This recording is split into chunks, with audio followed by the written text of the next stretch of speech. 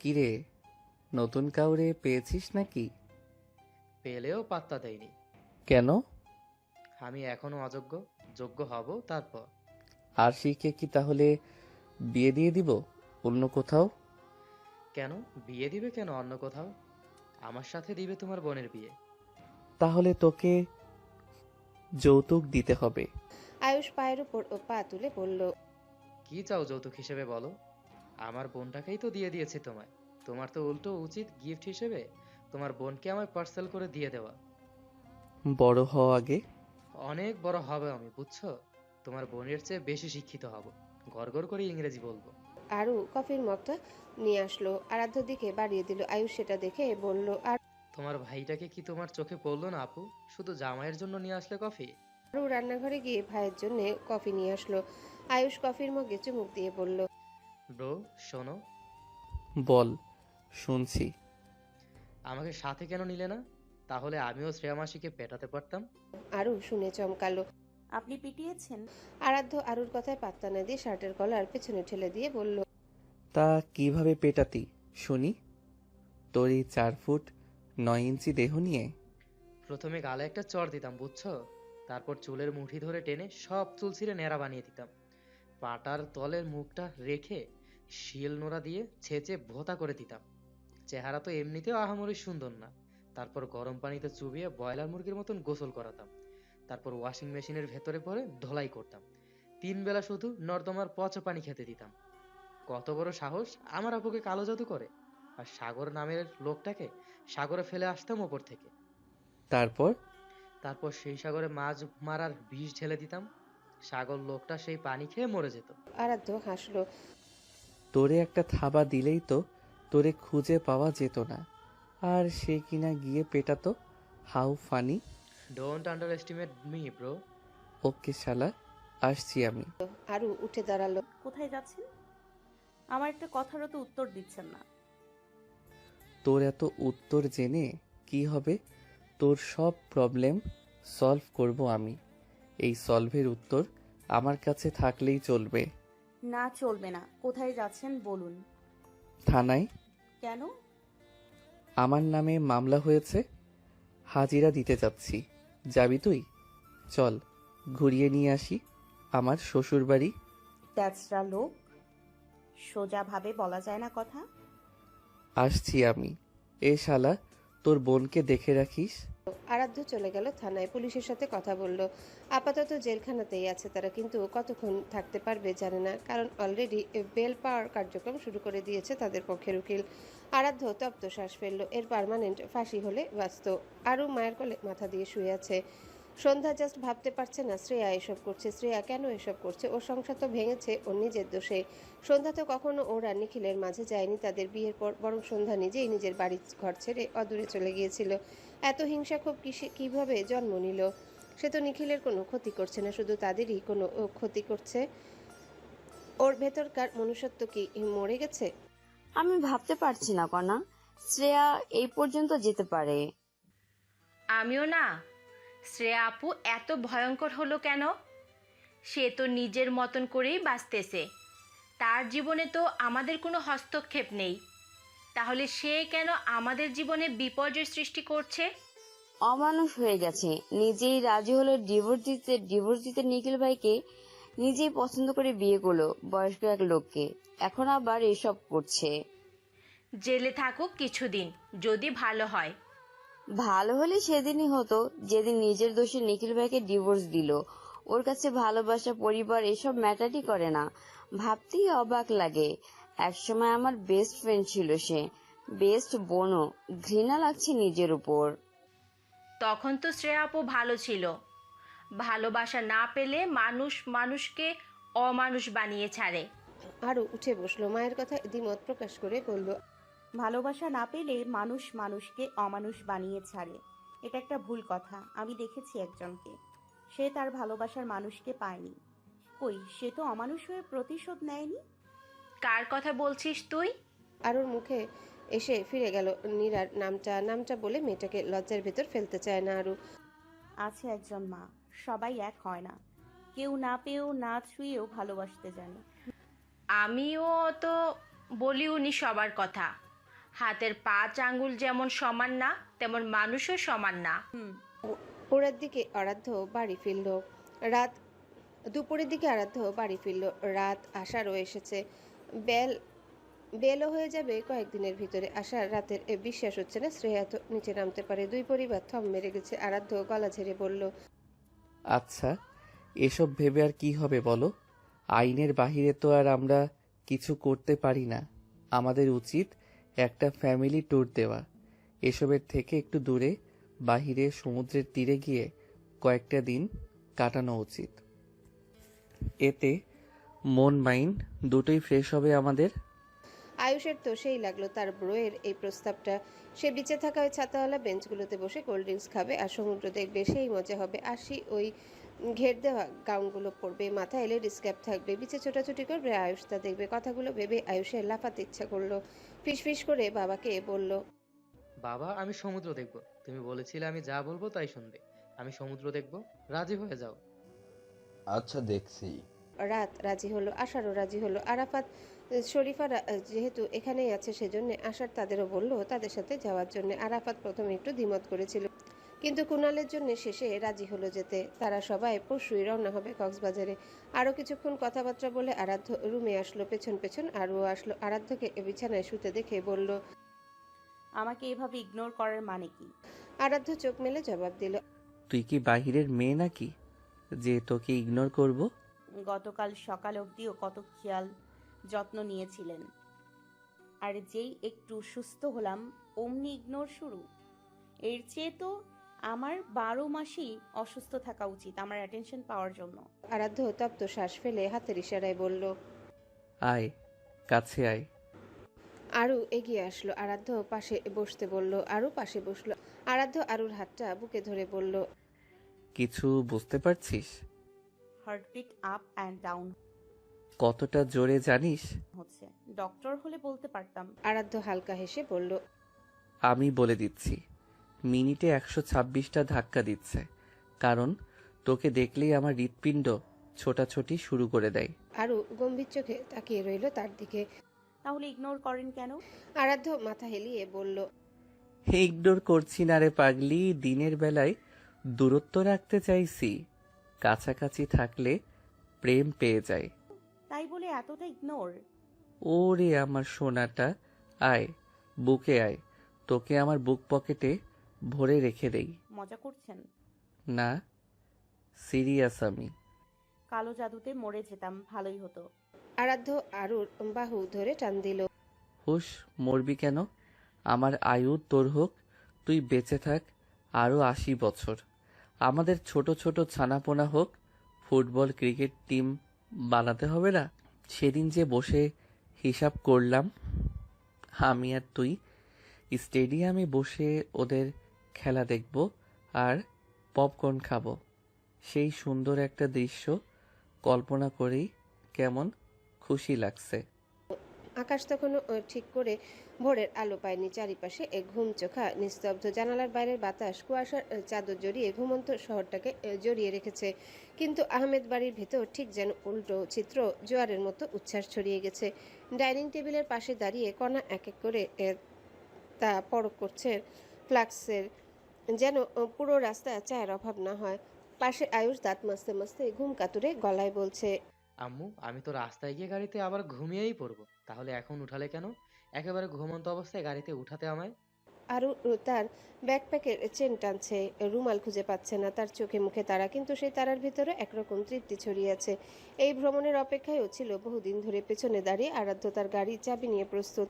আরও একটু হাসি 3টা মাইক্রোবাস ছুটে চলে কক্সবাজারের পথে। একটা বড় মাইক্রোবাসে আরাধ্য চালকের আসনে, পেছনে বসা কণা, রাত, আরু ও আয়ুষ। আরেকটাতে আরাফাত ড্রাইভ করছে, পাশে শরীফা, তাদের ছেলে কুণাল, আশার, সন্ধ্যা, আশি ও নিখিল। নীরা ও নীরার মা আরেক গাড়িতে। চোখ ধাঁধানো ভেতরের আলো ফুটতে না ফুটতে 2টি গাড়ি শহরের গলি ছাড়িয়ে হাইওয়ে ধরে এগিয়ে যায় দক্ষিণের দিকে। রাস্তার দুই পাশে নিঝুম ধানক্ষেত, মাঝে মাঝে দেখা যায় নাম না জানা নদী, কোথাও কোথাও ভেসে আসে পাখির ঝাঁক। বেলা 2টার দিকে গাড়িগুলো থামে কক্সবাজারের সাইমন বিচ রিসোর্টের সামনে মোড়টায়। সেদিন আকাশটা একটু রৌদ্র ছায়া মিশ্র, কিন্তু বাতাসে সামুদ্রিক নোনতা ঘ্রাণ ঠিকই জানান দেয় তারা সাগরের কাছাকাছি। রিসোর্টের প্রবেশপথে পা রেখে সবাই থমকে দাঁড়ায়। বিশাল গেট, ভেতরে একদম ট্রপিক্যাল গার্ডেন টাইপ সাজানো, চারিদিকে নারকেল গাছ, সুইমিং পুলের পাশ ঘেঁষে হালকা ধোয়া ধোয়া পানির বাষ্প ভেসে বেড়াচ্ছে। রিসোর্টের বিল্ডিংটা আধুনিক আর স্টাইলিশ, কাচে মোড়ানো ব্যালকনি যেন সাগরের দিকে এগিয়ে আছে। লিফট ধরে সবাই চলে যায় আলাদা রুমে। আরু আর আরাধ্য রুম 707, দরজা খুলে আরু থেমে যায়। ব্যালকনি, একটা স্লাইডিং গ্লাস ডোর খুলে সমুদ্র এসে দাঁড়িয়েছে তাদের সামনে। রোদেলা দুপুরের আলোয় সমুদ্রের নীলটা ঝলমলে, ঢেউয়ের উপর সূর্যের প্রতিচ্ছবি পড়ে রূপালি ঝিকিমিকি করছে। আরও রুমে ঢুকে আগে ফ্রেশ হয়ে তারপর বারান্দায় বসে। আরাধ্য গিয়েছে ফ্রেশ হতে, আরও শরীর বাতাস ছুঁয়ে দিচ্ছে। মন প্রাণ একদম শীতল হয়ে যাচ্ছে, রোদের ঝলমলটাও কমতে শুরু করেছে। আরাধ্য ফ্রেশ হয়ে টাওয়েল দিয়ে মাথা মুছতে মুছতে ব্যালকনিতে আসলো। আরু ফোন দিয়ে ছবি তুলছে সমুদ্রে, সেটা দেখে আরাধ্য হাতে থাকা টাওয়েলটা ছুঁড়ে মারল আরুর মুখের উপর। আকস্মিক এমন হওয়ায় আরু রেগে গেল। মুখের উপর থেকে টাওয়েলটা সরিয়ে আরাধ্যর দিকে রাগী দৃষ্টি নিক্ষেপ করে বলল। টাওয়াল ছুঁড়ে মারলেন কেন? কি সমস্যা? আরাধ্য আরুকে ঠেলে পাশে বসে বলল। সমস্যা তো অনেক, কোনটা শুনতে চাস? টাওয়াল ছুঁড়ে মারাটা শুনতে চাই। বিশেষ কোনো কারণ নেই, সেজন্য ছুঁড়ে মেরেছি। আমার মাথা ব্যথা করছে। তো টিপে দে। গলা ব্যথা করে না কখনো? ওটাও টিপে দিতাম। মাথাটাই দে আপাতত, গলা ব্যথা করলে বলবো নি, তখন টিপে দিস বরং।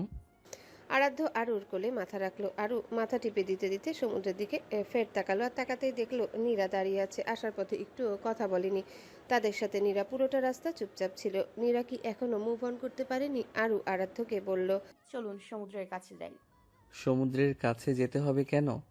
দেখব। এখান থেকেই দেখ। মানা করছে কে? না, আমি কাছে গিয়ে দেখব। তাহলে তুই যেতে থাক, আমি শার্ট পরে ফিটফাট হয়ে আসছি। আরও চলে আসলো। নীরা সমুদ্রের গা ঘেঁষে দাঁড়িয়েছিল, পাশে কাউকে এসে দাঁড়াতে দেখে ঘাড় বাঁকিয়ে তাকিয়ে দেখলো আরুকে। নীরা হাসার চেষ্টা করে বলল। আপু তুমি? কিন্তু আমি? মন খারাপ? না তো। আমরা কিছুক্ষণ কথা বলতে পারি? নিশ্চয়ই। চলো ওই বালুতে বসি। আরু নীরা বালুতে বসলো। আরু নীরার হাতটা ধরে নিজের হাতের মুঠোয় টেনে নিয়ে বলল। আমি জানি তোমার ব্যাপারে, তুমি পছন্দ করতে আরাধ্যকে। কিন্তু একটা কথা কি জানো, যে তোমার না তার জন্য ভেবেই নিজের ক্ষতি করার কোনো মানেই হয় না। তুমি প্রাণোচ্ছল একটা মেয়ে, তোমার হেসে ঘুরে বেড়ানোর বয়স। এই বয়সে তুমি তা না করে এক মরীচিকাকে নিয়ে এখনো পড়ে আছো। নীরা মৃদু হাসলো। আরু হাতের উপর হাত নাড়িয়ে বলল। ভুল বুঝছো আপু, আমি তোমার স্বামীকে নিয়ে আর ভাবি না। আমার লজ্জাবোধ হয় কথা বলতে, সেজন্য আমি কিছুটা দূরত্ব বজায় রেখে চলার চেষ্টা করছি। মোটেও লজ্জা বোধ করবে না। লজ্জা পাবার মতন কিছু করনি তুমি। তুমি ভালোবেসেছো, কোনো অন্যায় করনি। তুমি আরাধ্যর কাজিনরা যেমন হই হুল্লোড় করে তুমিও করবে। তোমার রাগ লাগবে না। ওমা, রাগ কেন লাগবে? আমি তেমন মেয়ে নই যে এসব নিয়ে হিংসা করব। নীরা একটু অবাক হয়ে তাকিয়ে রইল আরুর দিকে, তারপর মৃদু হেসে বলল। তোমার মতো মেয়ের প্রিয় মানুষকে ভালোবেসে ফেলেছিলাম, সরি। ভালো থাকো সব সময়। আরু নীরার গাল ছুঁয়ে বলল। সরি বলো না, সবাই ভালো থাকবে। তবে নিজের ভালোটা আগে দেখতে হবে। এই ট্রিপটা উপভোগ করো মন খুলে। সাগরের কাছে এসেছো, সব দুঃখ ঢেউয়ে ফেলে দাও। দুজনেই আবারও হাসে, তারপর ধীরে ধীরে উঠে দাঁড়ায়।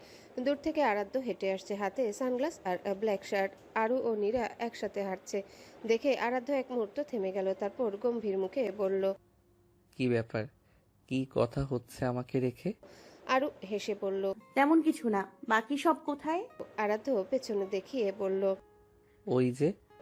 আয়ুষ হেলতে দুলতে আসতেছে বাবার হাত ধরে, অন্য হাতে তার টুপি। কুনাল তার বাবা মায়ের সাথে, আর আরশি আয়ুষের পেছনে। আরশিকে দেখেই কুনাল এগিয়ে আসলো, আরশির পাশে দাঁড়িয়ে বলল। চলো আরশি, সমুদ্রের কাছে যাই। আয়ুষ কান খাড়া করে শুনলো আরশি কি বলছে। আরশি মানা করেছে। কুনাল ঠোঁটে কামড়ে আরশির হাত ধরে বলল। আহা, চলোই না, খুব মজা হবে। আরশি হাত ছাড়িয়ে নিয়ে বলল।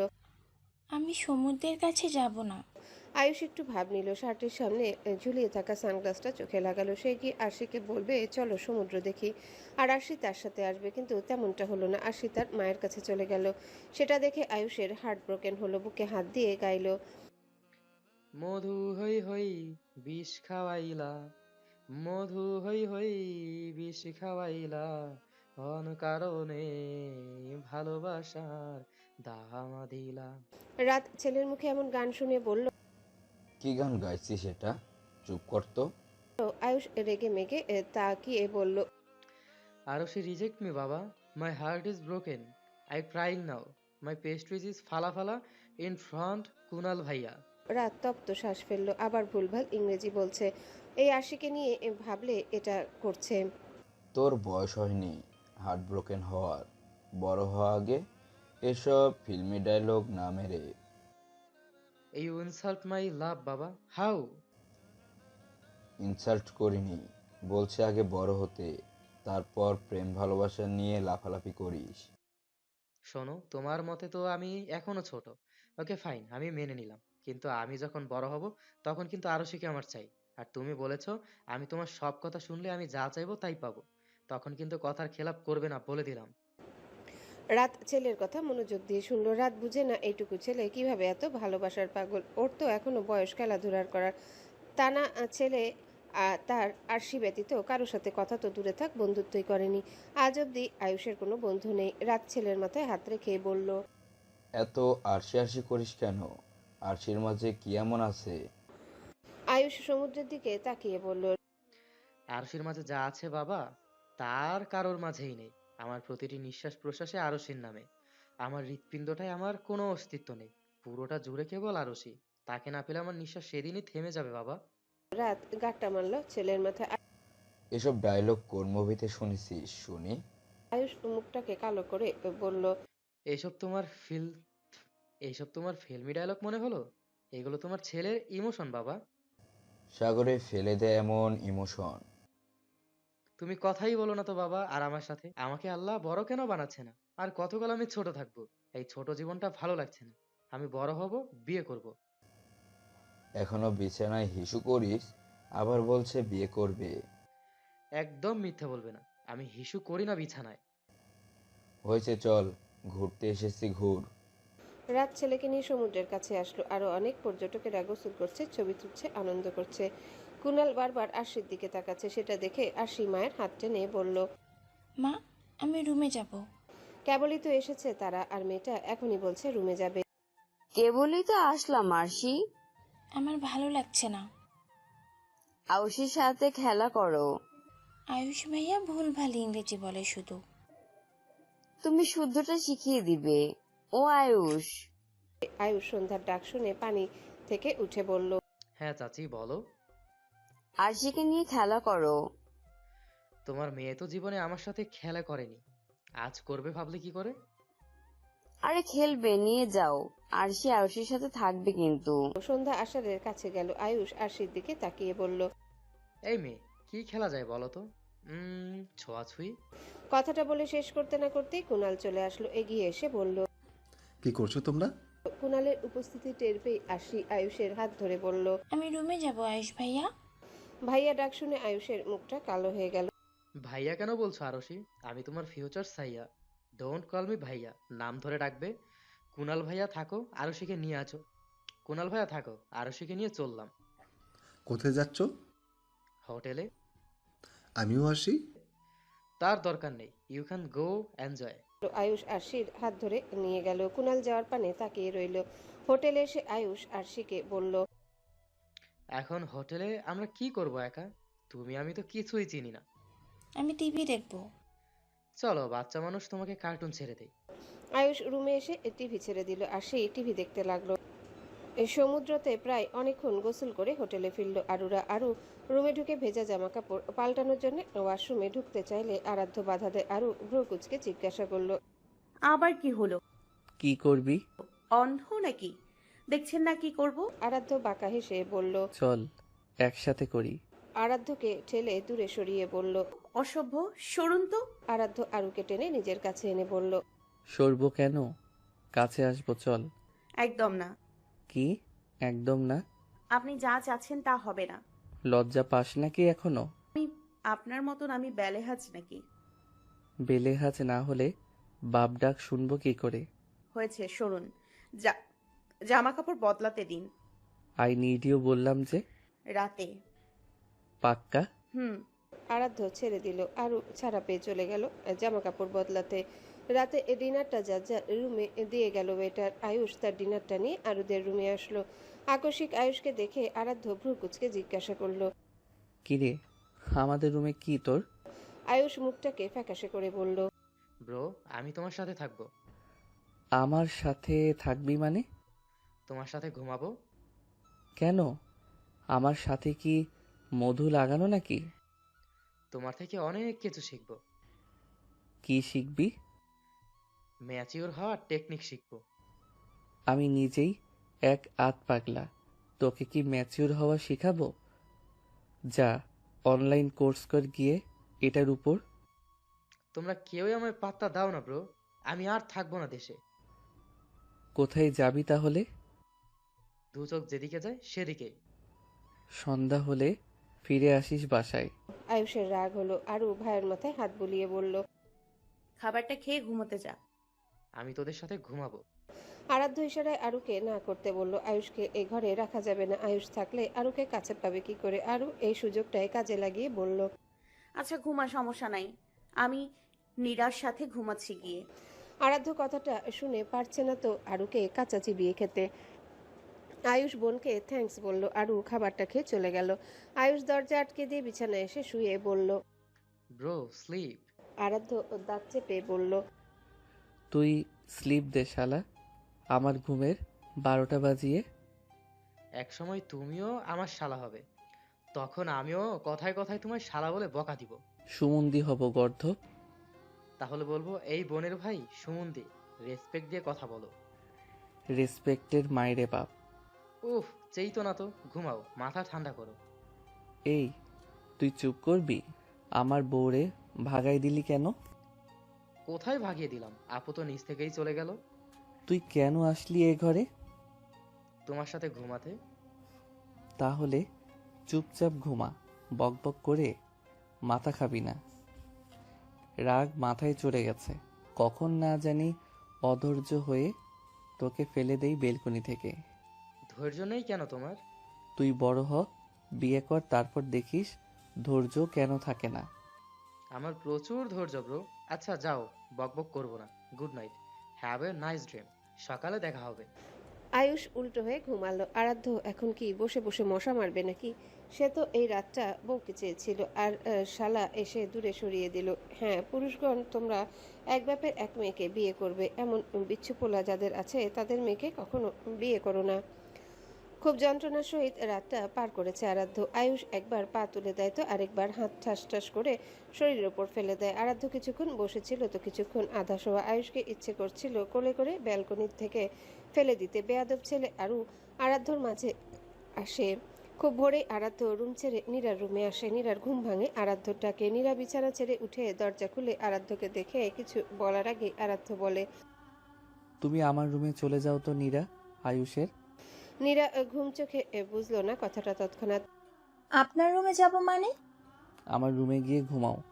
আয়ুষ আমাকে সারা রাত ঘুমাতে দেয়নি। I need sleep with my wife. Nira room থেকে বের হতে আরাধ্য দরজা লাগিয়ে দেয়। নীরা হতবাক হয়ে যায়। আরাধ্য বিছানার দিকে তাকিয়ে দেখে তার বউ মহানন্দে ঘুমাচ্ছে, অথচ আরাধ্যর ঘুম হয়নি। আরাধ্য বিছানায় গেল, চাদরের ভেতর ঢুকে আষ্টে পৃষ্ঠে আরুকে জড়িয়ে ধরলো। আকস্মিক এমন জড়িয়ে ধরে আরু চমকে উঠে ঘুম ঘুম চোখে বলে, আরে মীরা, কি করছো? কি স্বপ্ন টপ্ন দেখছো নাকি? ছাড়ো বোন। আরাধ্যর কপাল কুঁচকে আসলো। আরুর কানের লতিতে কামড় দিয়ে বলল, বিয়ের এতদিন হয়ে গেল, তারপরও জামাইয়ের ছোঁয়া এখনো চিনতে পারিস না গাধা। আহাম্মক, চোখ খোল। আরু চোখ মেলে তাকালো, নিজের অতি কাছে আরাধ্যকে দেখে চমকালো। আপনি এখানে কখন এসেছেন? নীরা কোথায়? পাঠিয়ে দিয়েছি নীরাকে আমার রুমে। ওটা তোর ভাই নাকি আটার বস্তা? হাত পা ছোড়াছুড়ি করে, কতবার সোজা করে শুইয়ে দিয়েছি, তারপরও বান্দায় আমার পায়ের কাছে গিয়ে মাথা দিবে, পা দিবে বুকে। ম্যানারলেস পুলাপান। আশ্চর্য, ছোট তো। কিসের ছোট? এখন ক্লাস 8-এ পড়ছে, কমাস গেলে 9-এ উঠবে, এখনো বাচ্চা। ফিডার খাওয়া তোর ভাইকে বাচ্চা হয়ে থাকলে। আশ্চর্য, এত রাগ করছেন কেন? আমি ঘুমাবো, তো ঘুমান না, না করেছে কে? তুইও আমার সাথে থাকবি, তোকে জড়িয়ে ধরে ঘুমাবো। আমার ঘুম নেই আর। তো তো মানে ছাড়ুন, আমি উঠবো। না, বেলা 11টায় বের হবি রুম থেকে গোসল সেরে। পাগল নাকি আপনি? ইয়েস বেবস, আমি পাগলি। আরাধ্য আরুর ওড়না ধরে টান দিল। আরু রাগী চোখে তাকিয়ে বলল, বেশি বেশি হয়ে যাচ্ছে কিন্তু। হোক না একটু বেশি বেশি, মন্দ কি তাতে? তুই, আমি আর বদ্ধঘর, উফ, পুরোই জমে ক্ষীর। আরুর গলায় চুমু খেলো আরাধ্য। তারপর ধীরে ধীরে দুটি হৃদয় মিলিত হলো। আয়ুষ ঘুম থেকে উঠে নীরাকে দেখে চোখ ডলতে ডলতে শোয়া থেকে উঠে বলল, ব্রো আমাকে তোমার রুমে দিয়ে গেছে রাতে, তাই? না, আমি এসেছি। ব্রো কোথায়? আমার রুমে। আয়ুষ ভালো করে রুমটা দেখলো। ব্রোয়ের রুমেই তো আছে। কি করছে ব্রো তোমার রুমে? জানি না। দেখে আসবো? নীরা চোখ বড় বড় করে বলল, এই না না, তুই দেখে আসবি কেন? বাচ্চা ছেলে, যা ফ্রেশ হয়ে নেয় গিয়ে। আয়ুষ বাবা মায়ের রুমে আসলো। তার বাবা মা মিলে ব্যালকনিতে বসে ধোয়া ওঠা চা খাচ্ছে। আয়ুষ পাশে বসে বলল, এই তোমরা চা খাচ্ছ? রাত চায়ে চুমুক দিয়ে বলল, না, বিরিয়ানি খাচ্ছি। আমি তো দেখছি তোমরা চা খাচ্ছ। দেখার পরও জিজ্ঞেস করলি কেন? এমনি করলাম। আমার টাকা যাবো কবে? কেন, ভালো লাগছে না? এই একটুও ভালো লাগছে না, আমি পিছিয়ে যাচ্ছি পড়াশোনাতে। 2-1 দিন পিছালে কিছু হয় না। রেজাল্ট খারাপ আসলে তো তখন তুমিই বকবে। আচ্ছা, তোর বাইরে পড়াশোনা করার ইচ্ছে আছে? কোন দেশে? কানাডা। আরো সে কেউ পাঠাবে আমার সাথে? ওহ, তাহলে যাব না। রাত বসা থেকে উঠে চলে গেল। 10টার দিকে আরু নিজের রুমে এসে গোসল করে তারপর ব্রেকফাস্ট করতে গেল। আরুর পরপর আরাধ্য আসলো। দুজনে খেয়েতে সমুদ্র দেখতে গেল। নীরা রিসোর্টের সুইমিং পুলের পাশে দাঁড়িয়েছিল, তার দৃষ্টি পানির দিকে। রিসোর্টে তাদের পরিবারের কেউ নেই, তারা সবাই সমুদ্রের কাছে গেছে। নীরা কি একটা ভেবে যেন পাশ ফিরে যেতে আকস্মিক কারোর সাথে ধাক্কা খেলো। মাথা তুলে সরি বলতে গিয়ে দেখলো এক পুরুষ। নীরার দূরে সরে গিয়ে বলল, দুঃখিত, আমি দেখিনি আসলে। লোকটা মৃদু হেসে বলল, ডোন্ট সে সরি, দোষটা আসলেই আমার। আমি এক্সট্রিমলি সরি। নীরা চলে গেল। লোকটা সাথে থাকা ম্যানেজারের দিকে তাকিয়ে বলল, মেয়েটা কি? মেয়েটা পরিবারের সাথে ঘুরতে এসেছে স্যার। নাম কি? জানি না। জেনে জানাবেন তো আমায়, আর ওর বাবা মা কে সেটাও জানাবেন। জি অবশ্যই। লোকটা চলে গেল। নীরা রুমে এসে ব্যালকনিতে গায়ে লিয়ে দিল। রাতের দিকে রিসোর্টের বাইরে আড্ডা বসলো আরুদের। আয়ুষ গিটার বাজাচ্ছে আর কুনাল গান গাইছে। আয়ুষ প্রশংসা করলো কুনালের কণ্ঠের, বলল, কুনাল ভাই, ইওর ভয়েস জাস্ট ওয়াও গো। কুনাল স্মিত হাসলো আশির দিকে তাকিয়ে। তোমার ভালো লেগেছে আরশি? আশি নাক মুখ কুচকালো ছোট করে জবাব দিয়ে বলল, না। কুনালের মুখ চুপসে গেল। আয়ুষ তা দেখে বলল, কুনাল ভাই ডোন্ট আপসেট, আরশির হয়ে আমি বলছি, ইটস টু গুড। কুনাল আয়ুষের কাঁধে হাত রেখে বলল। তুমি ভীষণ লয়াল আয়ুষ। আয়ুষ শার্টের কলার টেনে বলল, একদম শিওর লয়াল আমি।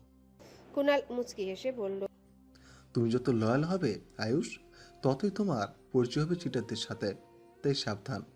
দুনিয়া চিটার হোক তাতে আমার কি, আমার চেনা জানা মানুষগুলো না হলেই হলো। আরাধ্য গিটার কেড়ে নিল আয়ুষের থেকে, তারপর বলল, কি ফিস ফিস করছিস তোরা? কুনাল জবাব দিল। কিছু না ভাইয়া। আরাধ্য কারো উপস্থিতি টের পেয়ে সামনে তাকিয়ে দেখলো এক ভদ্রলোক দাঁড়িয়ে আছে। আরাধ্য জিজ্ঞাসা করলো, কিছু বলবেন? ভদ্রলোক জবাব দিল। জি। নীরা তাকালো না, সে ঘাসের দিকে তাকিয়ে আছে। লোকটা নীরাকে দেখিয়ে বলল, ওনার নাম কি? আরাধ্য ভ্রু কুচকালো। কেন বলুন তো? প্রশ্নের উপরে প্রশ্ন করতে নেই, জবাব দিয়ে তারপরে জিজ্ঞাসা করুন। ওর নাম এই সেরি। লোকটার কপালে দুভাঁজ পড়ল। নীরা মজা করছেন? আপনার সাথে আমার মজার সম্পর্ক? নামটা বলুন। যার নাম তার কাছে জিজ্ঞেস করুন। এই মিস, নীল জামা পরা, আপনার নাম কি? এবার মাথা উঁচু করে তাকালো। দুপুরে সেই লোককে দেখে চমকালো। আপনি? চিনতে পেরেছেন? আরাধ্য জিজ্ঞাসা করলো, চিনো ওনাকে? না ভাইয়া, দুপুরের দিকে জাস্ট কথা হয়েছিল। লোকটা জিজ্ঞাসা করলো। নাম কি আপনার? আমার নাম জেনে আপনি কি করবেন? অনেক কিছুই করতে চাইছি, নামটা বলুন। পাশ থেকে আরু বলল। ওর নাম নীরা। এখন বলেন কি অনেক কিছু করতে চাচ্ছেন? আমার নাম শাহিদুল ইসলাম, এই রিসর্টের মালিক। তো তো কিছুই না, এমনি পরিচয়টা দিলাম। কোনো অসুবিধা হলে জানাবেন। আপাতত আপনি অসুবিধা করছেন ভাই। সহ্য করে নিন আপু। আর এই যে মিস, আমার নাম আর আমার নাম আর আমাকে ভুলবেন না কিন্তু। নীরা বিরক্ত হলো, বসা থেকে উঠে দাঁড়িয়ে বলল। আপনাকে মনে রাখার তো কোনো কারণ দেখছি না। আপনি চাইলেই কারণ দেখাতে পারি। I am not interested. Nira চলে গেল। সাইদুল নীরার যাওয়ার পানে তাকিয়ে হাসলো। আরাধ্য তা খেয়াল করলো। লোকটা চলে যেতে আরাধ্য আরুকে বলল। এই ছেলের মতলব ভালো না। নীরাকে কিভাবে যেন দেখছিল। নীরার সাথে সাথে থাকিস তো, শত্রুর তো অভাব নেই আমাদের। রাত হতে যে যার রুমে চলে গেল। পরের দিন সকালে, আজ বিকেলেই তারা ঢাকা চলে যাবে, সেজন্য লাগেজগুলো সব গুছিয়ে রাখলো। দুপুরে খাওয়া শেষ করে তারা রিসোর্ট ছেড়ে বের হতে নিলে সাইদুল নামের লোকটা নিখিলকে ডেকে ওঠে। লোকটা নিখিলকে নিয়ে সাইডে গেল। বেশ অনেকক্ষণ কথাবার্তা বলে গম্ভীর মুখে ফিরল। কেউ কিছু জিজ্ঞাসা করলে উত্তর দিল না। সারা রাস্তা কি যেন ভাবতে ভাবতে আসলো। ঢাকায় ফিরে দুটো খবর শুনেছে আরাধ্যরা। এক হচ্ছে শ্রেয়া সাগর ছাড়া পেয়েছে, আর দুই হলো নীরার বিয়ে দিতে চাচ্ছে নিখিল। ছেলেকে এখনো কেউ জানে না। হুট করে একদিনের মাঝে এমন সিদ্ধান্ত দেখে আরাধ্যর কেমন একটা খটকা লাগলো। কি হয়েছে যে মেয়েকে বিয়ে দিতে চাইছে, আর কার সাথে বা বিয়ের কথাবার্তা হচ্ছে? পরের দিন বিকেলে হসপিটালে যাওয়ার পথে রাস্তায় সাগর আর শ্রেয়াকে দেখতে পেল আরাধ্য। হা হা হি হি করতে করতে আইসক্রিম খাচ্ছে। দুই বেহায়া নির্লজ্জগুলো। আরাধ্যর ইচ্ছে করলো পাশে থাকা ড্রেনে দুটোকে চুবাতে। আইসক্রিম কেন খাচ্ছে? গু খেতে পারে না বেয়াদবগুলো? খেতে গিয়ে গলায় আটকে গিয়ে মরতে পারে না? জীবন অতিষ্ঠ করে ফেলেছে আরাধ্যর। এখন মনে হচ্ছে ডক্টর না হয়ে পুলিশ হতো। দুদিন পর পর এদের থানায় নিয়ে গিয়ে উত্তম মধ্যম দিত, বিভিন্ন কেসের ফেক মামলা ঢুকিয়ে দিত। সাতচুন্নি কোথাকার। ঢাকায় আসার 4 দিন পর নীরাকে পাত্রপক্ষ দেখতে আসলো নিখিল। সন্ধ্যা ও রাতদের সকলকে দাওয়াত দিয়েছে। রাত বাদে সকলে এসেছে। তবে পাত্রের জায়গায় সাইদুলকে দেখে চমকালো। এই ছেলেকে তো কক্সবাজারে দেখেছিল তারা। নিখিল সবার মুখের এক্সপ্রেশন দেখে ধীর স্থির হয়ে বলল। সাইদুল নীরাকে পছন্দ করে, আর আমি খোঁজখবর নিয়েছি। রিসোর্টের মালিক তার উপর বিজনেস করে। পরিবারে এক বাবা ছাড়া আর কেউ নেই। আরাধ্য সব শুনে বলল। তাই বলে মামা এত তাড়াতাড়ি নীরার বিয়ে দিবে? এত তাড়াতাড়ি কোথায়, এখন কাবিন করে রাখবে। নীরার পড়াশোনা শেষ হলে তারপর নিয়ে যাবে। আরু জিজ্ঞাসা করলো। নীরা রাজি আছে? বলল তো রাজি আছে। আরু চলে আসলো নীরার রুমে। নীরা তখন আয়নার সামনে বসা, পরনে তার পিঙ্ক কালারের শাড়ি। আরু গিয়ে পাশে দাঁড়ালো। মুখে কোনো হাসি নেই নীরার। আরু কাঁধে হাত রেখে বলল। তুমি রাজি বিয়েতে? নীরা স্মিত হাসলো। জি আপু। মন থেকে? হুম। আলহামদুলিল্লাহ, চলো যাও যাক তাহলে। আরু নীরাকে নিয়ে চলে গেল। বসার ঘরে সাইদুল আর তার বাবা বসে আছে। সাইদুলের বাবা শফিক কথা বলছে নিখিলের সাথে। ছেলের পছন্দের কথা শুনেই চলে এসেছে সে বিয়ে ঠিক করতে। নীরাকে তাদের বেশ পছন্দ হয়েছে। হাতে আংটি পরিয়ে তারিখ ঠিক করলো কাবিনের। সাইদুল মুগ্ধ হয়ে দেখলো নীরাকে। আংটি পরানো শেষে তাদের দুজনকে আলাদা করে কথা বলার জন্য পাঠানো হলো। ছাদে পাশাপাশি দাঁড়িয়ে আছে নীরা সাইদুল। কারো মুখে কোনো কথা নেই। সাইদুল নিজে থেকে এই নীরবতা ভেঙে পড়ল। আজ আপনাকে চমৎকার লাগছে মিস নীরা। নীরা জবাব দিল। ধন্যবাদ। মন থেকে রাজি হয়েছেন তো? জি। ভেবে বলছেন তো? এখনো সময় আছে, ভেবে বলুন। সারা জীবনের ব্যাপার। ভেবেই রাজি হয়েছি। আচ্ছা বেশ, তাহলে বিয়েটা আপনার মেডিকেল পড়া শেষ হলেই করছি। হুম। চলুন তাহলে যাওয়া যাক। আগামী 1 সপ্তাহ পর কাবিনের তারিখ ঠিক করা হলো। বিকেল গড়াতে আরুরা চলে আসলো নিজেদের বাসায়। আরাধ্য আসেনি, সেও বাড়ি থেকে সোজা হসপিটালে চলে গেছে। রাত 10টার দিকে খবর আসলো শ্রেয়ার স্বামী ইন্তেকাল করেছে। এতদিন মৃত্যুর সাথে পাঞ্জা লড়ছিলেন। রাত 9:15-তে শেষ নিঃশ্বাস ত্যাগ করেন। লোকটার মৃত্যুর খবর শুনে সবাই ইন্নালিল্লাহ পড়লেন। আরুর আজকাল বাড়িতে একাই কাটে শাশুড়ির সাথে। অনার্স শেষ হয়েছে কয়েক মাস আগে, এখন মাস্টার্সে ভর্তি হবে। আরু ভাবছে মাস্টার্সটা ঢাকা বিশ্ববিদ্যালয়ে করবে। আজ আরাধ্য ফিরলে তাকে জানাবে। আরাধ্য দুপুরে বাড়ি আসলে আরও জানায় আরাধ্যর কোনো আপত্তি নেই। এদিকে নীরার আঁকতেরও সময় হয়ে এসেছে। শপিং করা বাকি, অথচ আরাধ্যর হসপিটালে ভীষণ চাপ। আরাধ্য তার ক্রেডিট কার্ড আরুর হাতে দিয়ে বলল মায়ের সাথে গিয়ে শপিং করে নিতে। বিকেলের পর সন্ধ্যা আরু বসুন্ধরা থেকে নিজেদের জন্য শপিং করে নেয়। নীরার আঁকতের সব শপিং টপিং সাইদুলের পক্ষ থেকে পাঠানো হয়েছে, বিছানায় রাখা সব। নীরা নির্নিমেষ চোখে তাকিয়ে দেখলো তা। জীবন কি অদ্ভুত, তাই না? যারে চাওয়া হলো তাকে পাওয়া হলো না, আর যাকে চাইলো না সে জীবনে নিজে থেকে বিনা আমন্ত্রণে চলে আসলো। নীরা লাল শাড়িটা পরে রেডি হয়ে নিল। আয়নায় শেষবার নিজেকে দেখে নিল। সুন্দর লাগছে তাকে সাধারণ সাজে। আরও পার্পেল কালারের 3 পিস পরেছে। আরাধ্য পরেছে ব্ল্যাক শার্ট প্যান্ট। কিছুটা অস্বস্তি লাগছে আরুর। খাবার খাওয়ার সময় বেশি খেতে পারেনি, আর বেয়াদব আরাধ্য ঠেসে ঠেসে খাবার দিয়েছিল। ইচ্ছে করছিল সবগুলো খাবার আরাধ্যর মুখে ঠুসে দিতে আরুর, কিন্তু পারেনি। কয়েক লোকমা খেয়ে উঠে এসেছে। সাইদুল আর নীরাকে পাশাপাশি বসিয়ে শুভ কাজটা সেরে ফেলা হলো। নীরার বুক ধুকধুক করছিল। নতুন এক অধ্যায় জীবনে পা রাখলো তারা আজ। সবাই দোয়া করলো তারা যেন সুখে থাকে। নীরার আঁকতের 1.5 সপ্তাহ পর থেকে আরুর শরীরটা আবার খারাপের দিকে চলে গেল। ঠিক মতন খায় না, বমি বমি ভাব, একটুতেই হাঁপিয়ে যায়, বেশিক্ষণ দাঁড়িয়ে থাকতে পারে না। সন্ধ্যা আরুর এমন অবস্থা দেখে চিন্তায় পড়ে গেল। আবারও কালা জাদু করেনি তো শ্রেয়া? সন্ধ্যা আরাধ্যকে খবর জানালো আরুর অবস্থা ভালো না, আগের মতন হয়ে গেছে। আরাধ্য ভ্রু কুঁচকালো সে কথা শুনে। মাসি আবারও সাহস করবে? কালো জাদু করার ভরসা নেই, করতেও পারে। আরাধ্য চলে আসলো বাসায়। রুমে ঢুকে দেখলো আরু ওয়াশরুম থেকে বেরোচ্ছে। আরাধ্য খাটের উপর বসে বলল, কি রে, শুনলাম বমি টমি করে বলে উল্টিয়ে ফেলছিস সব। মাসি আবার কালা জাদু টাদু করলো নাকি? আরাধ্যর কথা শুনে আরু অসুস্থ শরীর নিয়ে বিছানায় বসলো। হতে পারে, গিয়ে জিজ্ঞেস করুন আপনার মাসিকে। তার কোন পাকা ধানে আমি মহিষ চড়াইছিলাম। তার তো ক্ষেত নাই, পাকা ধান কি করে লাগাবে? সুইমিং পুলে লাগাইছিল। হয়েছে এবার? আরাধ্য পাশে বসলো। আরুর হাত ধরে বলল, কি সমস্যা তোর বল আমায়। বমি টমি করবি না, চল আবার কবিরাজির কাছে নিয়ে যাই। তার কোনো দরকার নেই। কেন? কালো জাদুর প্রভাব অনেক। সত্যি যদি মাসি করে তখন? করেনি কালো জাদু। তুই এত শিওর কি করে? অমনি। তাহলে একদম বমি টমি করবি না। গ্যাস উঠলে গ্যাসের ওষুধ খা। এভাবে বমি করতে থাকলে লোকজন ভাববে আমি বাপ হতে যাচ্ছি। কেউ তো দেখবে না বউ আমার গ্যাসের জন্য বমি করছে। আরু আরাধ্যর কথাটা শুনেই পাশ থেকে কাঙ্ক্ষিত এক বস্তু আরাধ্যর সামনে মেলে ধরলো। আরাধ্য ভ্রু কুঁচকালো। প্রেগনেন্সির কিট আসলো কই থেকে? এর উপর আবার 2টো লাল দাগও দেখাচ্ছে। কিন্তু কিভাবে কি হলো? সে তো যথেষ্ট সতর্কতা অবলম্বন করেছিল। কিভাবে হলো এটা? আপনি ছাড়া আর কে জানবে কিভাবে হলো? আপনিই তো করেছেন। বিশ্বাস হচ্ছে না বোন, আমি বাপ হচ্ছি। How is this possible? আমি তো সতর্ক ছিলাম। ছিলেন। তোকে তো মানুষ করতে পারলাম না, বাচ্চা কি পারবো আমি মানুষ করতে? ছিলেন না? কি আশ্চর্য! আমাকে মানুষ করতে পারেননি মানে? মানুষ আমি কি মানুষ নই? গরু ছাগল আমি? না, সেটা মিন করিনি। আমি স্পষ্ট দেখলাম এটাই মিন করেছেন আপনি। আচ্ছা, রাগ করিস না। কাউকে বলেছিস এটা? না। আমি এখন মুখ দেখাবো কি করে লোকজনের সামনে? হোয়াট? মুখ দেখাবেন কি করে মানে?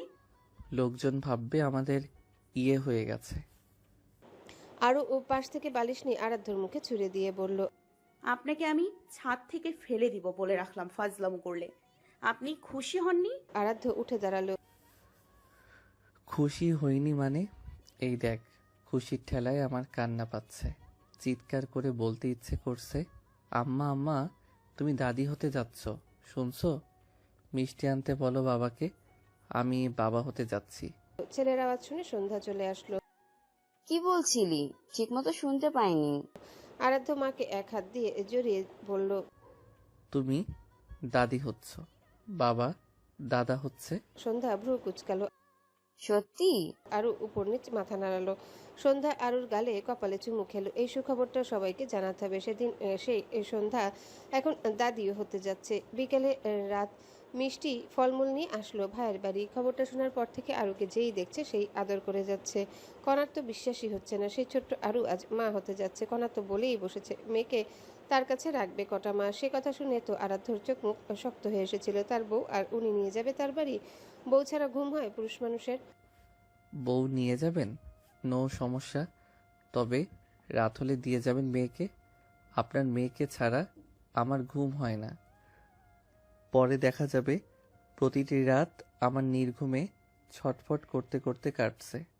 আরও পারছে না আরাধ্য ঠোঁটটা সেলাই করে দিতে। আয়ুষ তো বোনের বাচ্চা হবে বলে সেই খুশি। নাম ঠিক করাও শেষ।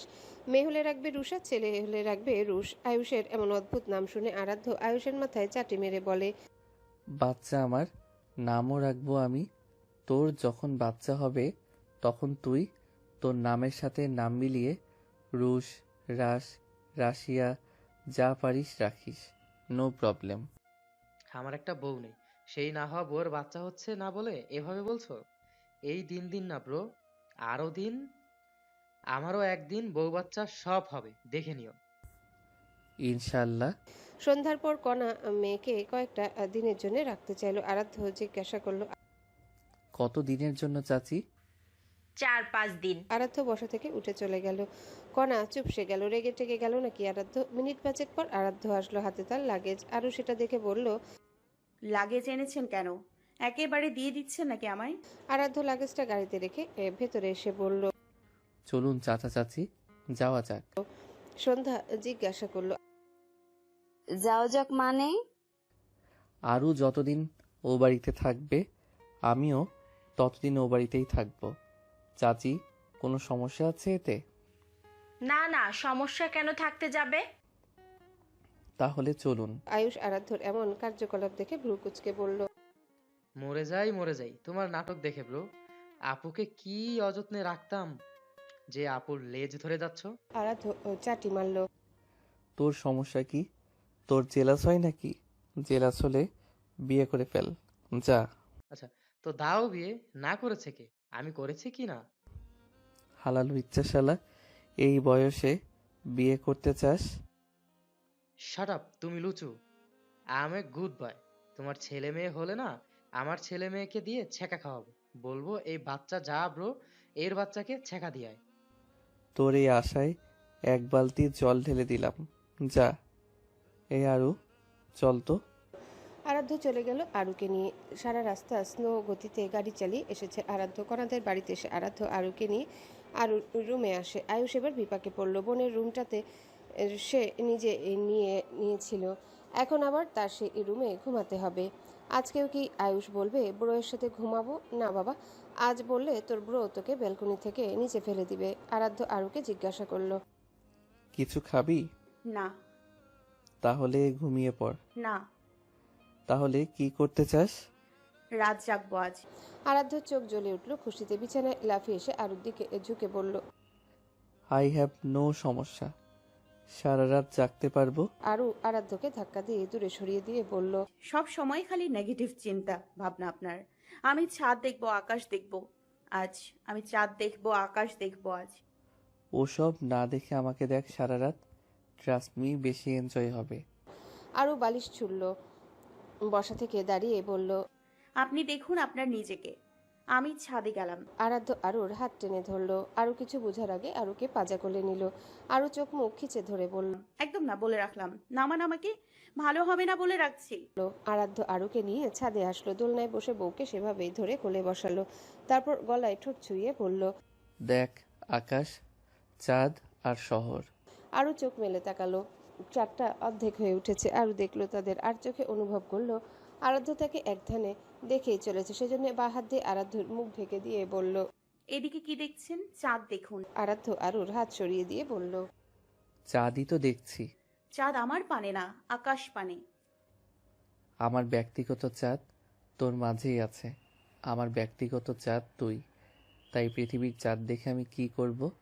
প্রেগনেন্সি 6 মাস হলো আরুর।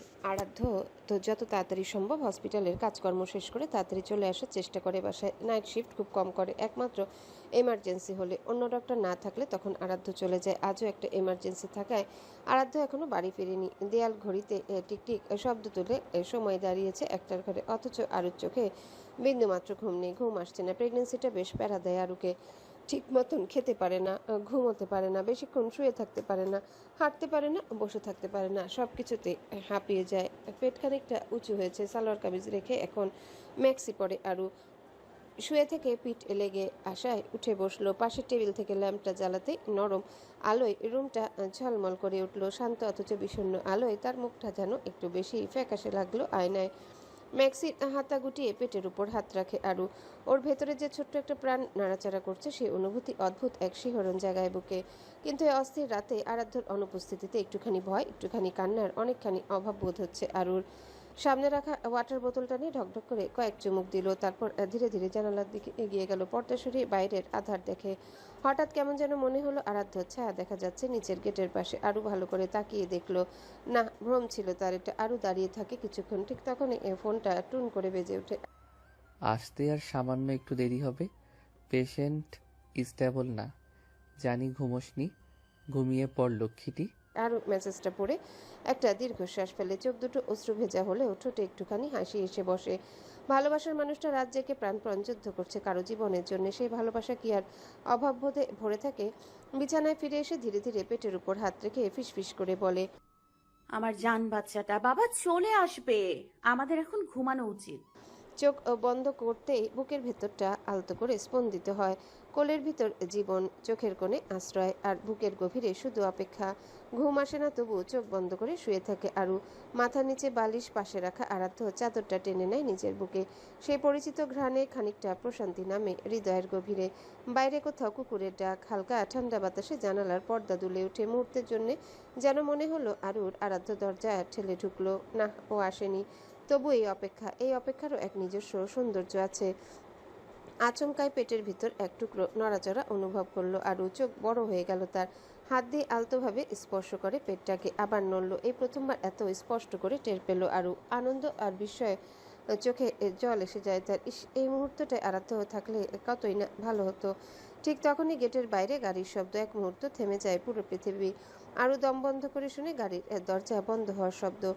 দরজায় খুলে আরাধ্য প্রবেশ করে রুমে। আরুকে বিছানায় বসে থাকতে দেখে শান্ত গলায় আরু বলে ডেকে উঠল।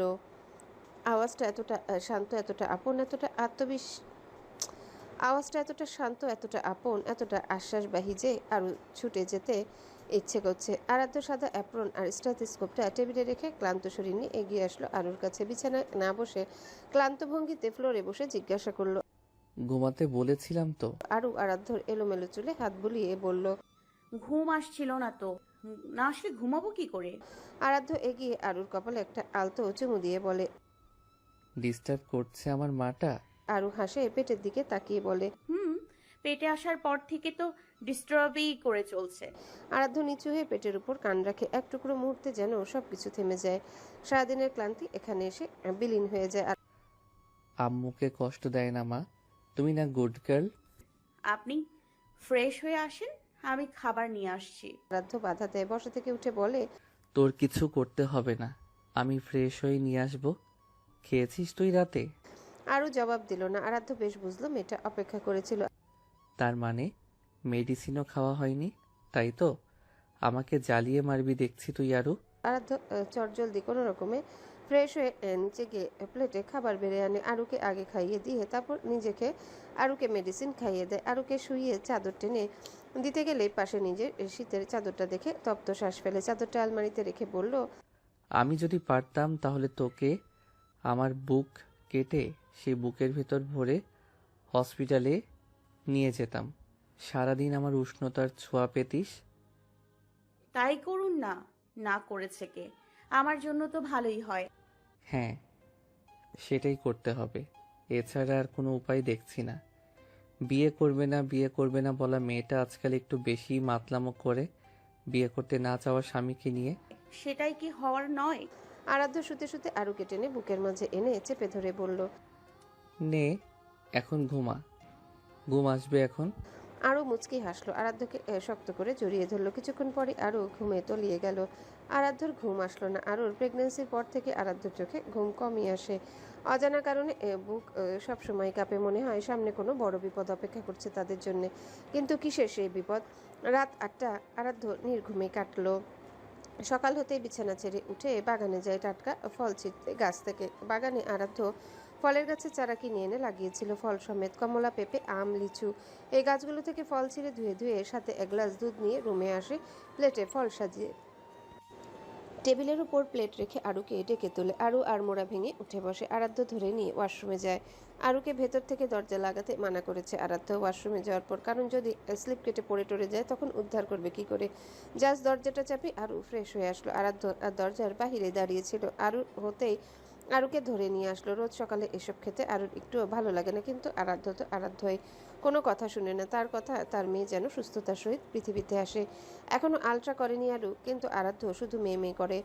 আরাধ্য আরুকে খাইয়ে দিয়ে নিজেও তৈরি হতে লাগলো হসপিটালের জন্য। আরু বিছানায় বসে পা দুলাতে দুলাতে আরাধ্যর দিকে গভীর দৃষ্টি তাক করলো। বেটায় দিনকে দিন সুন্দর হতে যাচ্ছে, আর আরু মহিলা হয়ে যাচ্ছে। মন খারাপ হয়ে গেল। আরাধ্য আয়নার দিকে তাকিয়ে দেখলো আরুর মন খারাপ। দেখে জিজ্ঞাসা করলো, কি হলো তোর আবার? কিছু না। আরাধ্য আর ঘাটলো না। অ্যাপ্রনটা হাতে নিয়ে চলে যেতে নিলে আরু পেছন থেকে ডেকে বলে। আরাধ্য শুনুন। আরাধ্য দাঁড়িয়ে গিয়ে বলল, বল, শুনছি। আমাকে কতটা ভালোবাসেন? কপালে দুভাঁজ পড়ল আরাধ্যর। হঠাৎ এই প্রশ্ন যে? মুড সুইং হয়েছে সেজন্য এমন প্রশ্ন, বলুন না। কি বলবো? কতটা ভালোবাসেন আমায়? আরাধ্য এগিয়ে এসে বলল, আমার ভালোবাসার পরিমাপ জানতে চাস? এখন বলুন না। বাসি না ভালো? জানতাম এটাই বলবেন। পুরান হয়ে গেছি তো এখন, নতুন কাউকে পাইছেন?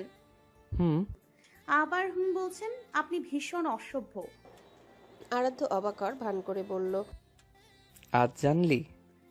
অনেক আগেই জেনেছি। এখন বলুন না কতটা ভালোবাসেন। আরাধ্য টেনে আনলো আরুকে, উঁচু পেটের উপর হাত রেখে বলল, পেটে একটা আসার পরও জিজ্ঞেস করছিস কতটা ভালোবাসি? ভালো না বাসলে পেটে এটা আসতো? আরু বোকা চাহনি নিয়ে বলল, ভালো না বাসলে কি পেটে এটা আসে নাকি? আসে তো। তাহলে? তাহলে তোর মাথা নিচে চল, মায়ের সাথে থাক। আরাধ্য আরুকে নিয়ে নিচে আসলো। সোফায় বসেছিল আয়ুষ। সন্ধ্যা। আরাধ্য আয়ুষকে দেখে এগিয়ে এসে গাল টেনে জিজ্ঞাসা করলো, কি রে নটাঙ্কি বাজ, কি খবর তোর? স্কুলে না গিয়ে এখানে যে? আয়ুষ গাল থেকে আরাধ্যর হাত সরিয়ে দিয়ে বলল, don't touch my girl bro. কেন, গালে কি সোনা বাধাই করে এসেছিস নাকি যে ধরলে খুলে পড়ে যাবে? ডায়মন্ড বাঁধিয়ে নিয়ে এসেছি। ইউর কেন সমস্যা? নো সমস্যা আমার। আমি আমার বোন আর আমার ভাইগনাকে দেখতে আসছি। আরাধ্য আয়ুষের কান টেনে বলল, শ্বশুরের বেটার শালা ভাগনা বলিস কেন? বল ভাগ্নি, আমার মেয়ে হবে। তুমি বললেই হলো নাকি? থামবি তোরা? একটা হলেই হলো। আর আরাধ্য হসপিটালে যা, দেরি হয়ে যাচ্ছে না? ব্রো, আমিও যাব তোমার সাথে। কথাটা বলে ব্যাগ থেকে আইসক্রিম বের করে আরুর হাতে দিয়ে বলল, আপু, তোর জন্য নিয়ে এসেছি। আসার পথে বাবা কিনে দিয়েছিল আমায়, খাইনি। আরু আরাধ্যর দিকে তাকালো, আইসক্রিম দেখিয়ে বলল, এটাকে বলে ভালোবাসা। আয়ুষ, তোর জন্য দোয়া করে দিলাম। সবচেয়ে সুন্দর বউ যেন তোর হয়। আয়ুষ লজ্জা পর ভান করে বলল, হ্যাঁ সেটা তো তোর ননদ। আরাধ্য আয়ুষের হাত টেনে বাহিরে নিয়ে আসলো। আর একটু থাকলে আবার শুরু হয়ে যেত প্রেমের মহাকাব্য। এভাবে কেন টেনে আনলে? তাহলে কি তোর মতন মোটুকে কোলে করে নিয়ে আসতাম? একদম মোটু বলবে না আমায়। গাড়িতে ওঠ, তা না হলে কিন্তু তোকে রেখেই চলে যাব। উঠছি তো। আয়ুষ উঠে বসলো। আরাধ্য আয়ুষকে স্কুলে পৌঁছে নিজেও হসপিটালে চলে গেল। বিকেলের দিকে শরীফ আর কুনাল আসে আরুকে দেখতে। বসার ঘরে তারা তিনজন গল্প করে। কুনাল সন্ধ্যাকে জিজ্ঞাসা করে আরশি কোথায় আছে। আরশি রুমে আছে জেনে রুমে চলে আসে। আরশি টেবিলে বসে ড্রয়িং করছিল। কুনাল এসে পাশে দাঁড়িয়ে বলল, হাই প্রিটি গার্ল। আরশি এবার তাকালো, কিছু বলল না। কুনাল ফের জিজ্ঞাসা করলো, কেমন আছো? আরশি ছোট্ট করে জবাব দিল, ভালো। আচ্ছা, আয়ুষকে কি তুমি পছন্দ করো? না মানে ও তো একটু পাগলাটে টাইপের। আরশি চুপচাপ ড্রয়িং করতে জবাব দিল, that's none of your business. Kunal কিছুক্ষণ চুপ করে থাকলো, তারপর ফের বলল, আচ্ছা, তোমার কোথায় কোথায় ঘুরতে পছন্দ? কোথাও না। You can leave my room please. আমি ডিস্টার্ব ফিল করছি। কুনাল কিছুক্ষণ দাঁড়িয়ে থেকে চলে গেল। সন্ধ্যার পর আশি নিজে থেকে বলল সে চাচার বাসায় যেতে চায়। আশার পৌঁছে দিয়ে আসলো। আয়ুষ তো অবাকে চরম পর্যায়ে, তার চোখকে বিশ্বাস হচ্ছে না। হাতে চিমটি কেটে পরখ করে নিল। আশি কি ইনা আজ এখানে থাকবে? ও মাই গড, আয়ুষের তো খুশিতে লুঙ্গি ডান্স দিতে ইচ্ছা করছে। আয়ুষ আশির পাশে বসে খুশির সহিত বলল, I can't believe, Arushi, you come to my house oh my God, क्या ये ड्रीम नहीं तो? পাশ থেকে কণা আয়ুষের মাথায় চাটি মেরে বলল, গাধা, ভুলভাল ইংরেজির সাথে আবার হিন্দি মেরে দিচ্ছিস, ভালো হবি না। উফ মা, আমার এই ইংরেজিই ভালো। শুদ্ধভাবে বলতে গেলে ওয়ার্ড খুঁজতে হয়, সেন্টেন্স মিলাতে হয়। আমি কি বাইরে নাকি যে শুদ্ধ ইংরেজি বলতে হবে? কণা রান্নাঘরে গেল তরকারি নামাতে। আয়ুষ ভ্রুকুচকে আশিকে জিজ্ঞাসা করলো, আচ্ছা, তুমি হঠাৎ আমাদের বাসায় আজ আসলে কেন? What your intention? বাবাকে ফোন করে আসতে বলো, আমি চলে যাব। এই না না, আমি জাস্ট জোক মেরেছি। You stay my house please. Okay. রাতে ডিনার সেরে প্রায় মধ্যরাত অবধি তারা গল্প করলো কণার রুমে। তারপর আশিকে নিজের সাথে নিয়ে ঘুমালো কণা। বেচারা আয়ুষ জায়গা পেল না, তাকে তার বোনের রুমে গিয়ে ঘুমাতে হলো। পরন্ত এক বিকেলে আরও তার 8 মাসের উঁচু পেট নিয়ে মাঠে হাঁটতে এসেছে আরাধ্যর সাথে। আরাধ্যর আজ ডিউটি নেই হসপিটালে, সেজন্য আরাধ্য ভাবলো আরুকে নিয়ে বাইরে একটু হেঁটে আসা যাক। তাছাড়া সারাদিন মেয়েটা রুমের ভেতরেই বন্দি হয়ে থাকে। মাঠে এসেও বিপদে পড়লো আরাধ্য আরুকে নিয়ে। মাঠের এক প্রান্তে আইসক্রিমের ভ্যান দেখে বায়না করেছে সে আইসক্রিম খাবে। আরাধ্য কড়া গলায় মানা করে দিয়েছে, কিন্তু আরও মানতে নারাজ, সে খাবেই। আরাধ্যর হাত ঝাঁকিয়ে বায়না করে ছোট বাচ্চাদের মতন করে বলছে, দেন না একটা আইসক্রিম কিনে। একটাই তো চেয়েছি। আচ্ছা যান, অর্ধেক খাবো, তবু কিনে দেন না।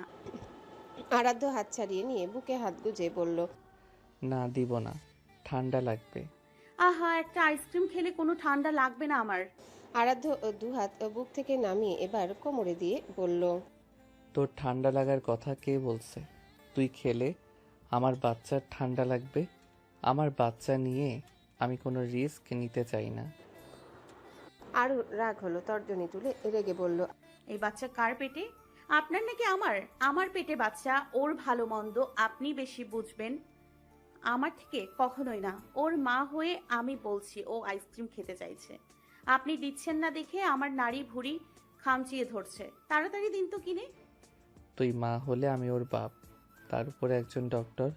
তোর থেকে বেশি নলেজ আমার, তাই নো আইসক্রিম।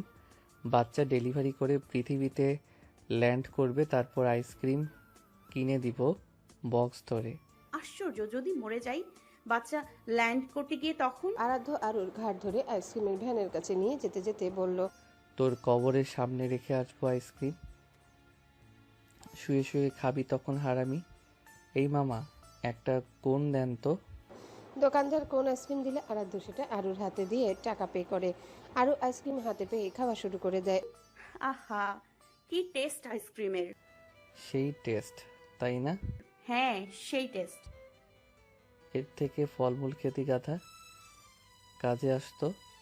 সকাল বিকেল খাই তো ফলমূল। হয়েছে কত খাস জানি তো, চল বেঞ্চে গিয়ে বসবি। আরাধ্য আরুর হাত ধরে বসলো বেঞ্চে। মাঠে ছোট ছোট বাচ্চাগুলো খেলছে। আরু খেতে খেতে সেই বাচ্চাদের লাফালাফি দেখে হাসতে লাগলো। আরাধ্যর কাঁধে মাথা ঠেকিয়ে বলল, আমাদের বাবুটা বড় হলে সেও এভাবে মাঠে দৌড়াদৌড়ি করে খেলবে, আর আমি আপনি এভাবেই বেঞ্চে বসে মুগ্ধ হয়ে ওর খেলা দেখব। আরাধ্য আরুর মাথায় গাল ঠেকিয়ে বলল, ইনশাল্লাহ। আরু চোখ বুজে ফেললো। দূর থেকে মাগরিবের আজান ভেসে আসায় আরুকে নিয়ে বাড়ি চলে আসলো। রাত তখন প্রায় 11টা। চারিদিক নিস্তব্ধ, কোলাহলহীন। জানালার কাছে কাছে হালকা শিশির জমতে শুরু করেছে। নরম ঠান্ডা হাওয়ার পরশে পুরো বাড়িটার ভেতরটাও কেমন একটা নীরবতা মেখে আছে। রাতের খাবার শেষে আরু ধীর পায়ে বারান্দার দিকে এগিয়ে গেল। 8 মাসের বিশাল পেট নিয়ে হাঁটা এখন তার কাছে একটা যুদ্ধের মতো। তবুও বারান্দায় না এসে যেন আর থাকা যায় না। চাঁদটা আজ ঠিক মাথার উপরে নিঃশব্দে আলো ঢালছে পুরো উঠোন জুড়ে। চারিদিক স্নিগ্ধ আকাশ, পরিষ্কার আর বাতাসে হালকা একটা শীতলতা। বারান্দার এক কোণে রাখা মোটা কুশনের চেয়ারে গা এলিয়ে বসলো আরু। মাথা তুলে তাকাতে চোখে পড়লো একটা পূর্ণ চাঁদ। আলো ঝরিয়ে পৃথিবীকে কেমন জানি মায়াবী করে রেখেছে। হালকা ঠান্ডা হাওয়া বয়ে চলেছে, চুলগুলো এলোমেলো করে দিচ্ছে তার মুখে। দুহাত পেটে রেখে ধীরে ধীরে নিঃশ্বাস নিচ্ছে। চাঁদের দিকে তাকিয়ে মনের মধ্যে হঠাৎ করে একরকম আশ্চর্য শান্তি ভর করলো। আরাধ্য দরজার গায়ে ভর দিয়ে দাঁড়িয়ে আরুকে দেখছিল। চোখে মুখে এমন এক প্রশান্তি, যেন পৃথিবীর সব হাহাকার মুছে গেছে। সে সামনে এগিয়ে এসে পেছন থেকে বলে উঠল, হারু, ঠান্ডা লেগে যাবে, চল রুমে যাই। আরু চুপচাপ মাথা ঘুরিয়ে তাকালো। চাঁদ দেখছি তো, দেখুন না কত সুন্দর করে জ্বলছে। তুই চাঁদের থেকেও সুন্দর রে মনা, এখন আর পৃথিবীর চাঁদ দেখার সময় নেই। আরাধ্য আরুর হাত ধরে তুলে ঘরে নিয়ে আসলো, বিছানায় শুয়ে দিয়ে বলল, চুপচাপ ঘুমিয়ে পড়বি আরু, কোনো কথা বলবি না। আরও বাধ্য মেয়ের মতো দ্রুত ঘুমিয়ে পড়ল। শরীরের ক্লান্তি তাকে কাবু করে ফেলেছে যে। আরাধ্য কিছুক্ষণ বই পড়ল, তারপর লাইট নিভিয়ে পাশে শুয়ে আরুর কপালে চুমু দিয়ে ঘুমিয়ে পড়ল।